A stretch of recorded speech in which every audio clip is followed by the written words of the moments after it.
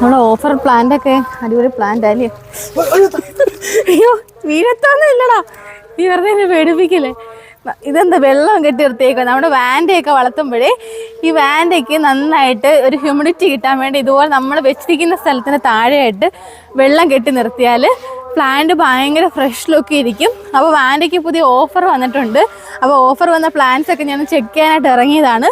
അപ്പോൾ ഇതുപോലെ നിങ്ങൾ വളർത്തുമ്പോൾ ഇതുപോലൊരു വാട്ടർ ബോഡി എപ്പോഴും ഇതിനടിയിൽ കീപ്പ് ചെയ്താൽ ഭയങ്കര സൂപ്പറായിട്ട് ഹെൽത്തി റൂട്ട്സ് ഉണ്ടാവും.